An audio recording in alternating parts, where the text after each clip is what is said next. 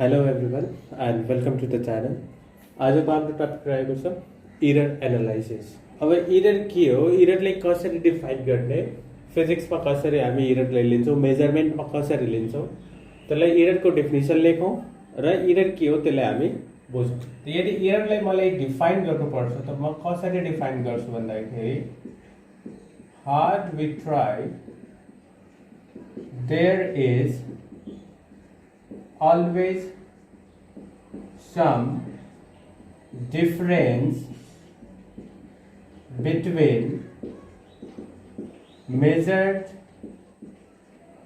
value and true value of a quantity।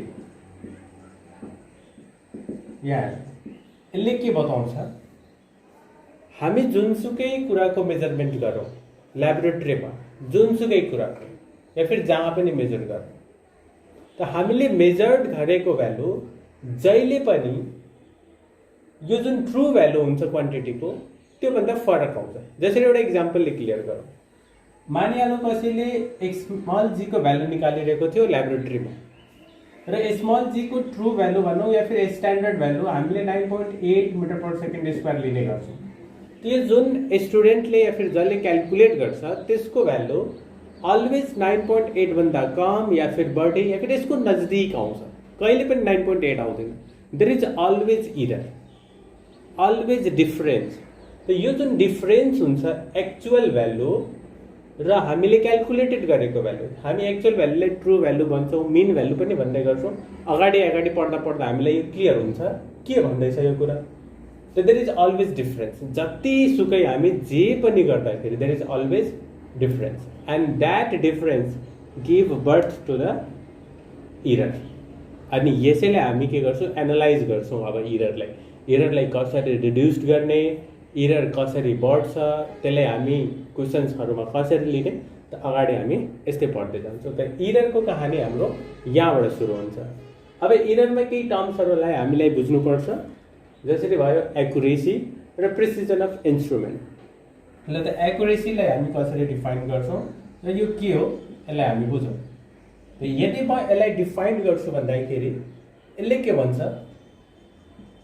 How closed measured value is to the true value या फिर यसले के देखाउँछ भन्दाखेरि closeness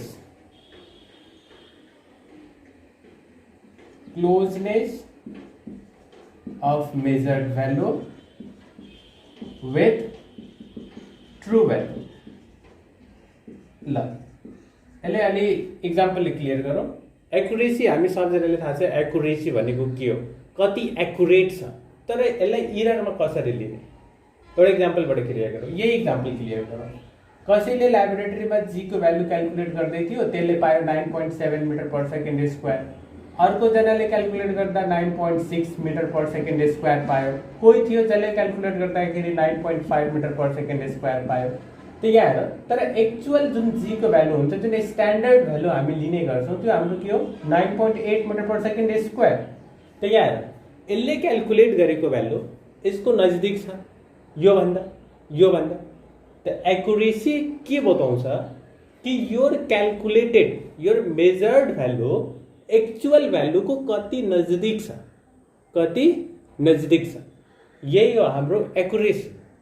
एक्युरेसीले के बताउँछ, how close measured value is to the true value. हाम्रो standard value 9.8 हो, हामीले क्यालकुलेटेड गरेको यो भ्यालु हो, तीनटा डिफरेन्ट। त यसमा कुन सबभन्दा नजदिक छ, कसको त भन्दाखेरि एक्चुअल भ्यालु। त यही हो एक्युरेसी। सबभन्दा नजदिक जुन हुन्छ त्यो बढी एक्युरेट हुन्छ। अब हेर्छौँ हामीले प्रिसिजन अफ इन्स्ट्रुमेन्ट। प्रिसिजन के हो र इन्स्ट्रुमेन्टको प्रिसिजन कसलाई हामी भन्छौँ। त सबभन्दा पहिला बुझौँ प्रिसिजन। What is precision. त प्रिसिजनले के बताउँछ, यदि यसले हामीले डिफाइन गर्नु हो भन्दाखेरि डेफिनेसनले यदि हिँड्ने हो भने यसको डेफिनेसन के बताउँछ भन्दाखेरि how closed two or more measurements of a quantity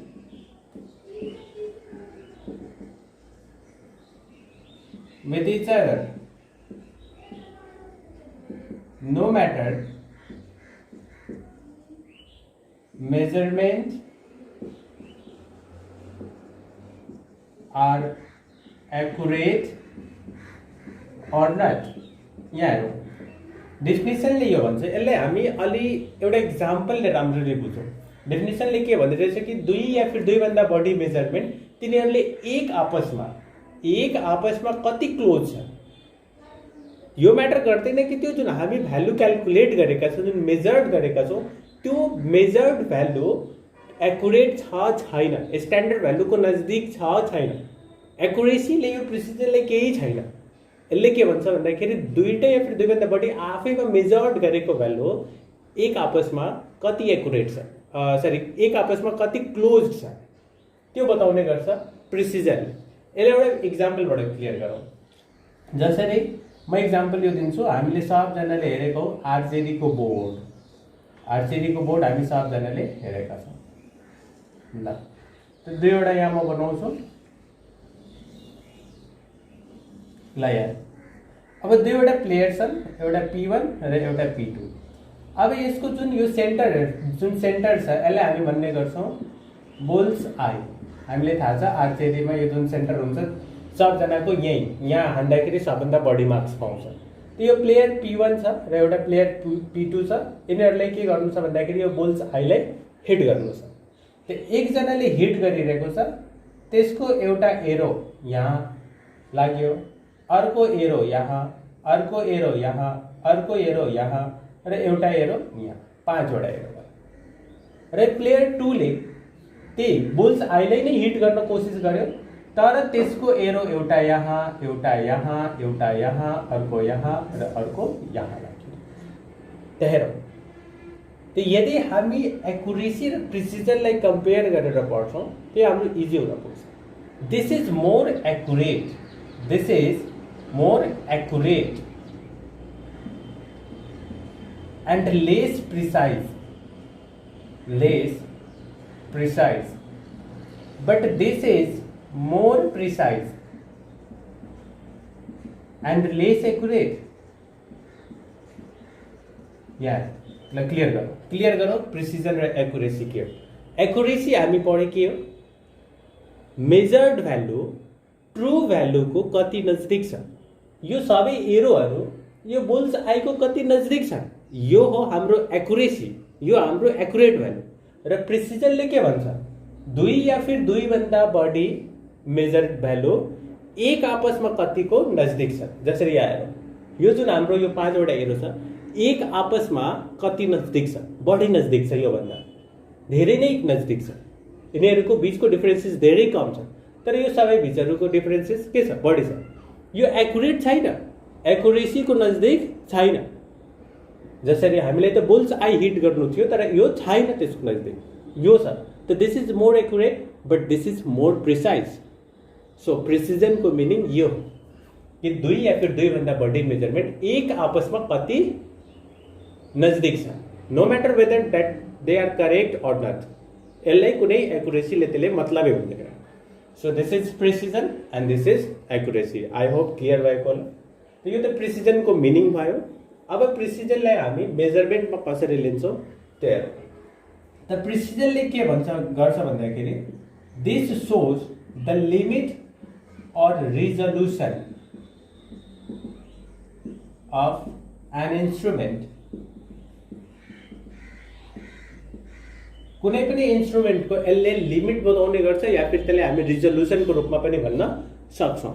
जसरी एउटा इक्जाम्पल लियौँ, हामीले सबजनाले थाहा छ, ल रुलरको इक्जाम्पल लिन्छौँ जुन हामी डेली लाइफमा युज गरेकै हुन्छौँ। त रुलरमा हामी के हेर्छौँ, यो जुन दुईवटा 1 र 2 छ, यो जुन ठुलो लाइन हुन्छ यसको बिचमा हाम्रो सबै मिलाएर 10वटा लाइन हुन्छ, डिफ्रेन्ट 10वटा लाइन्सहरू हुन्छ। र यो जुन दुईवटा सानो लाइन हुन्छ यिनीहरूको बिचमा 1 mm को ग्याप हुन्छ, 1 mm को।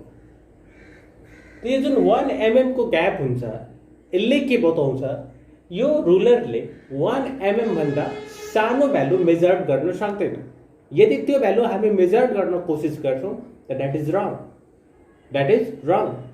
त्यही लिमिट बताउने गर्छ प्रिसिजनले। अब कसरी बताउँछ त्यो फेरि हामी हेर्छौँ। अहिलेको लागि यो बुझौँ, 1 mm भन्दा यदि सानो मेजर गर्छु भन्दाखेरि द्याट इज रङ। जसरी हामीले सानो हुँदाखेरि मेजर गर्ने गर्थे, जसरी 5.2, कुनै कुनै बेला हामीले 5.21 मेजर गर्थे रुलरमा अनि लेख्ने गर्थे, but this is wrong, but this is रङ। यो चाहिँ करेक्ट छ।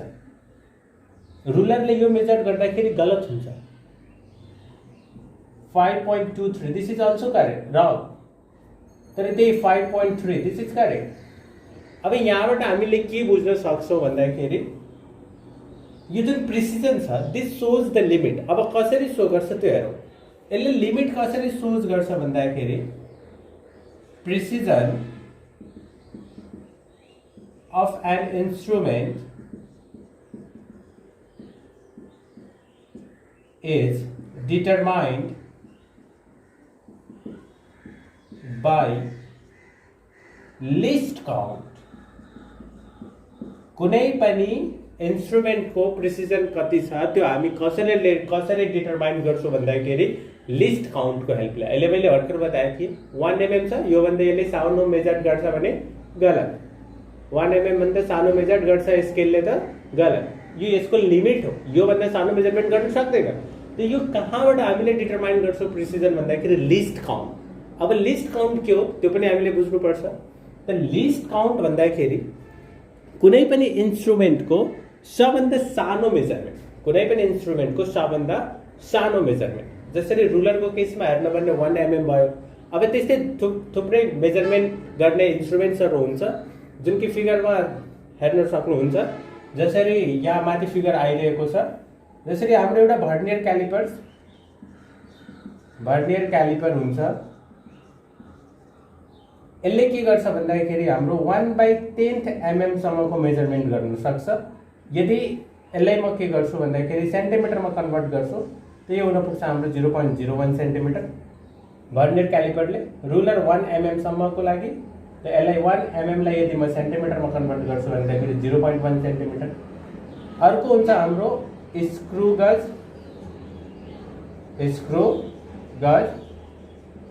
यसले 1/100 mm सम्म 0.001 सेन्टिमिटर सम्म यतिसम्म क्यालकुलेट गर्न सक्छ।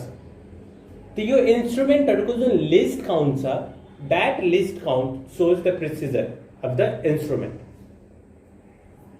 अब हामी के गर्छौँ भन्दाखेरि यो जुन प्रिसिजन छ, यो जुन लिस्ट काउन्ट छ, यिनीहरूको बिचको रिलेसन के छ त्यसलाई हेरौँ। त जुन इन्स्ट्रुमेन्टको लिस्ट काउन्ट जति कम हुन्छ त्यो इन्स्ट्रुमेन्ट त्यतिकै प्रिसाइज हुन्छ। हामी यहाँ भन्न सक्छौँ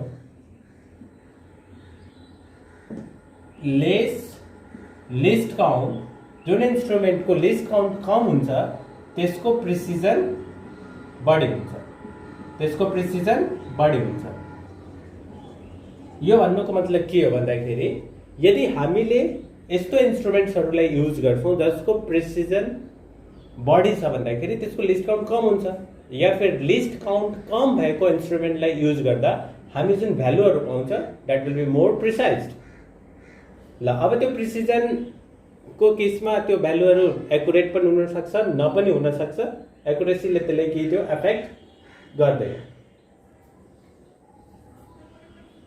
ल अब हामी एउटा क्वेसन हेरौँ। हामीले लिस्ट काउन्ट बुझिसक्यौँ, एकुरेसी बुझिसक्यौँ र प्रिसिजन बुझिसक्यौँ। प्रिसिजन र लिस्ट काउन्टको बिचको रिलेसन पनि हामीले क्लियर गरिसक्यौँ। त लिस्ट काउन्ट भन्दाखेरि के हो? सबभन्दा सानो भ्यालु, कुनै पनि इन्स्ट्रुमेन्टको सबभन्दा सानो भ्यालु त्यसले मेजर गर्ने जुन हुन्छ त्यसले हामी भन्ने गर्छौँ लिस्ट काउन्ट। सबभन्दा सानो स्मलेस्ट भ्यालु कुनै इन्स्ट्रुमेन्टले कतिसम्मको मेजर गर्न सकिरहेको छ त्यसलाई हामी भन्छौँ लिस्ट काउन्ट। डिफ्रेन्ट 3वटा इक्जाम्पल्सहरू पनि हेरेर त्यसको लिस्ट काउन्ट कति रहेको छ त्यो पनि हामीले हेऱ्यौँ। फिगर पनि हेरेँ कि त्यो इन्स्ट्रुमेन्ट्सहरू कस्तो हुन्छ। त्यसले युज गर्नको लागि म एउटा अर्को भिडियो कसरी त्यसले युज गरिन्छ, लिस्ट काउन्ट कुनै पनि इन्स्ट्रुमेन्टको कसरी निकाल्ने, डिफ्रेन्ट इन्स्ट्रुमेन्ट्सहरू हुन्छ त्यसको लागि प्र्याक्टिकलको एउटा भिडियो लिएर आउनेछु। त अहिले हामी एउटा क्वेसन हेरौँ। Which of the following measurement of the length is 1 नम्बरमा मस्ट प्रिसाइज, लेस्ट प्रिसाइज। यो जुन एउटा लेन्थ छ मेजर्ड गरिएको छ, रड छ, कुनै रड छ, त्यसको लेन्थ हामीले के गर्छौँ मेजर्ड गरेका छौँ र हामीले यो पाएका छौँ 5 सेन्टिमिटर, 5.00 सेन्टिमिटर, 5.000 सेन्टिमिटर, 5.0 सेन्टिमिटर। यो जुन 4वटा अप्सन्सहरू छ यो त हामीले सानो हुँदाखेरि एउटै हो, किनभने शब्द 5 छ भने पोइन्ट पछि 0 लेख्दा नलेख्दा के फरक हुन्छ यो भनेर हामीले पढेको छ हैन। तर यो गलत हुन्छ यदि त्यस्तो हामी भन्छौँ भने।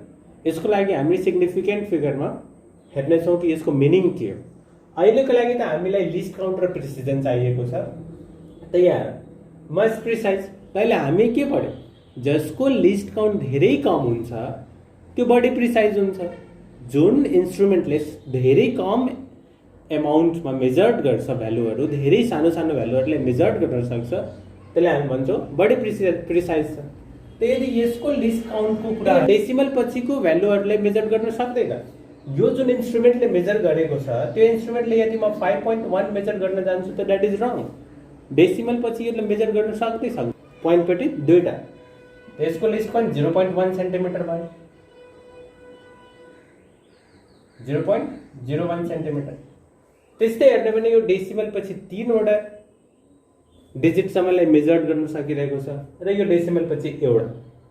त हाम्रो सबभन्दा लिस्ट काउन्ट जुन छ सबभन्दा कम हाम्रो कसको छ, यसको छ, किनभने यसले डेसिमल पछि 3वटा डिजिटलाई मेजर गर्न सकिरहेको छ हैन। हाम्रो लिस्ट काउन्ट यसको हेर्ने भने 0.001 रहेको छ, डेसिमल पछि यसले 3वटा डिजिटसम्मको मेजरमेन्ट गर्न सक्छ।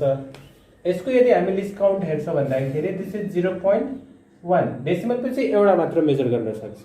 त डेसिमल पछि सबभन्दा बढी जुन मेजर गर्न सकिरहेको छ त्यो हाम्रो के छ, सानो भ्यालुलाई पनि मेजर गर्न सकिरहेको हुन्छ। त जसको लिस्ट काउन्ट धेरै नै कम छ, लिस्ट काउन्ट धेरै नै कम भयो यसको, त यसको बढी प्रिसिजन हुन्छ। त लेस्ट लिस्ट काउन्ट मोर प्रिसाइज। त मस्ट प्रिसाइज हाम्रो सबभन्दा कुन हुने भयो त अप्सन सी, किनभने यसले पोइन्ट पछि 3वटालाई मेजर गरिरहेको छ, यसको लिस्ट काउन्ट धेरै नै कम छ, धेरै सानो भन्दा सानो भ्यालुलाई पनि यसले मेजर गर्न सक्छ। र लिस्ट प्रिसाइज हाम्रो के छ यो, किनभने यसले डेसिमल पछि मेजर गर्न सक्दैन। त यस्तै क्वेसन्सहरू हामी सल्भ गर्ने गर्छौँ प्रिसिजन र एकुरेसीको। अब नेक्स्ट टपिकमा हामी हेर्छौँ एररको टाइप र एररलाई हामी म्याथमेटिकली कसरी युज गर्न सक्छौँ र त्यो रिलेटेड केही क्वेसन्सहरू।